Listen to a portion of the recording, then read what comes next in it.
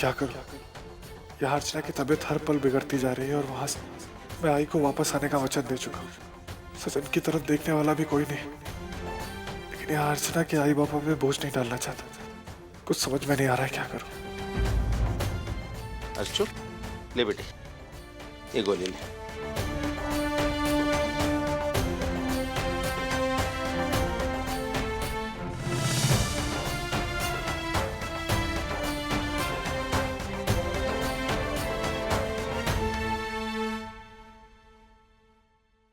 आई बाबा, अब आप लोग निकले।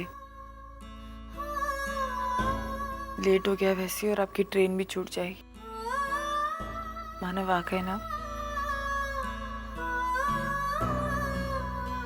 हाँ बेटे। सुलोचना, चलो अब हम निकलते हैं।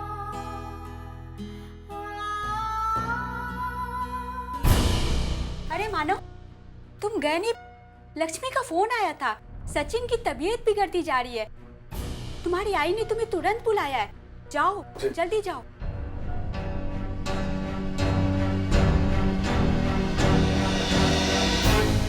तो मानव, तुम वहां जाओगे? आई, सचिन की तबीयत सच में बहुत खराब।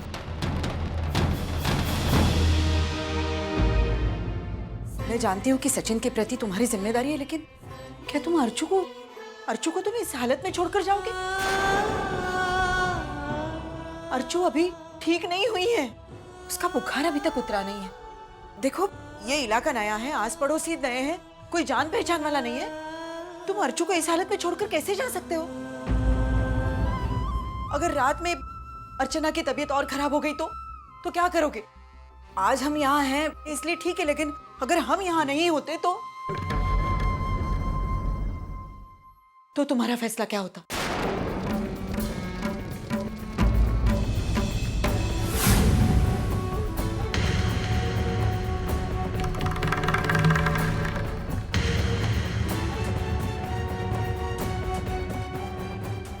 मानव, आप जाइए।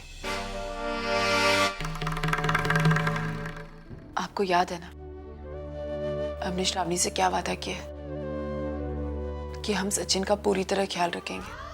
उसने हमें सचिन की जिम्मेदारी दी है ना, तो फिर हम सचिन की जान ऐसे कैसे खतरे में डाल सकते हैं? आप जाइए मानव। और तुम्हारा क्या? तुम्हारे पास कौन रहेगा? आई, मैं ठीक हूँ, और फिर पापा है ना, उन्होंने ही मुझे हमेशा हर मुसीबत से निकाला, तो ये रात भी कट जाएगी। नहीं अर्चना, मैं तुम जाओ मानव, हम दोनों इसके पास रहेंगे। आई, लेकिन नहीं, मैं तुम्हारी कोई बात नहीं सुनूंगी। तुम जाओ।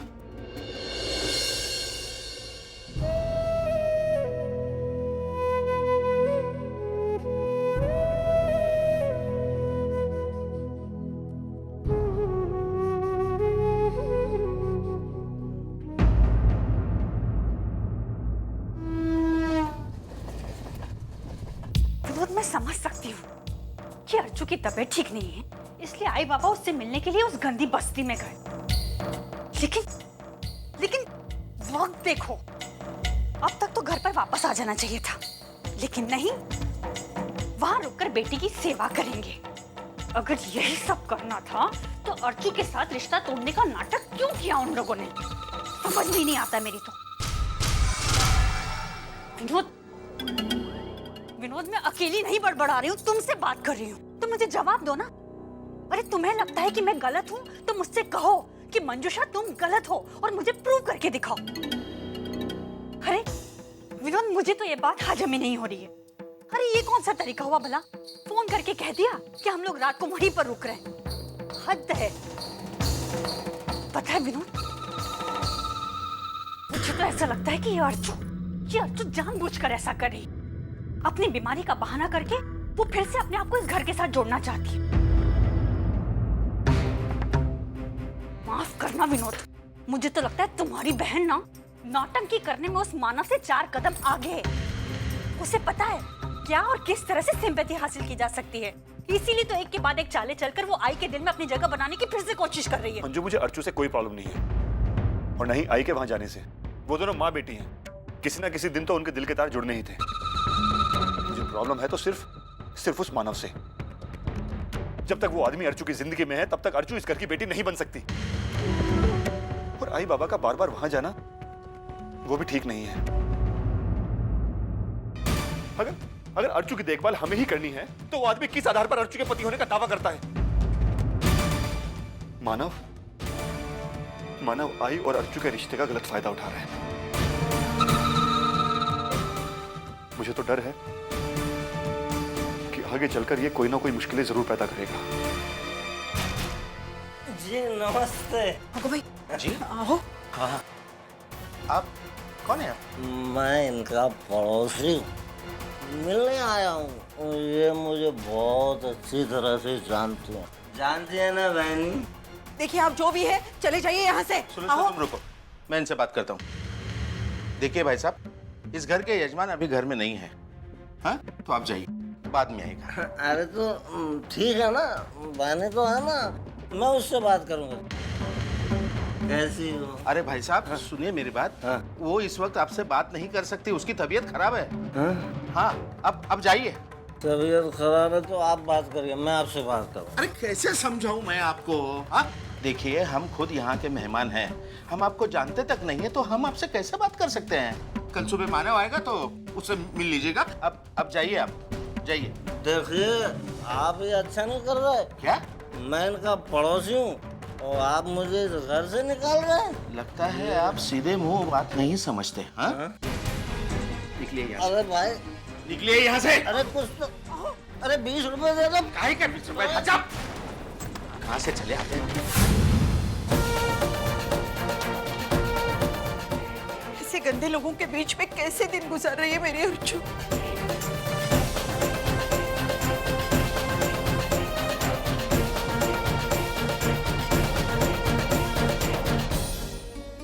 अरे बाप रे, इतने बर्तन है क्या? मतलब नंबर लगने में टाइम। अरे सविता ताई, कैसी तबीयत है सचू के? अभी अच्छी है। अरे बुखार उतर गया, सर्दी भी कम हुई, अभी हॉस्पिटल में भर्ती करने की जरूरत नहीं है, सब ऊपर वाले की। वैसे है कहाँ सच्चू अभी? अरे सुला के आई ना उसको ऊपर। अच्छा सविता ताई, वो जो आपकी सहेली थी ना, वो जो पूना में रहती थी और उनकी बेटी वो नंदिनी, उसकी शादी आपने डॉक्टर कल्याणी के बेटे से करवाई थी ना? हाँ हाँ। क्या हाल है उनका? अरे शादी हुई ना, मैं गई थी, इतना मस्त डांस करके आई मैं। लेकिन डॉक्टर कल्याणी मेरे जैसी बदनसीब निकली बहू के मामले में। भर गया क्या तुम्हारा? क्या हुआ? अरे इतना प्यार से उसने शादी करवाई, बहू को घर में लाई, घर में सबसे पंगा लेकर ये शादी करवाई। लेकिन शादी के दूसरे दिन ही घर के बाहर एक बच्चा था, बच्चे के बाजू में एक चिट्ठी थी और उसमें लिखा था ये बच्चा नंदिनी, मतलब तुम्हारी बहू नंदिनी का है। अग्गो भाई, मुझे तो ये लगता है किसी ये नालायक का काम होगा, ये जानबूझ के लिखा होगा। लेकिन आप तो नंदिनी को जानती थी ना, क्या वो ऐसी लड़की थी? ये नहीं रे, क्या ऐसी बात करती है? नंदिनी अच्छी लड़की है, समझ में नहीं आता अभी क्या करेगी हमारी कल्याणी। ये नंदिनी से पूछेगी या अपने दिल में रखेगी, लेकिन माहौल तो बिगड़ने वाला ही है ना। लेकिन क्या उन लोगों ने नंदिनी से बात की? मैं तो इतना कहती हूँ, नंदिनी और प्रेम की जोड़ी को किसी की नजर ना लगे, प्यार से रहे सब, बस। प्लीज बैठिए।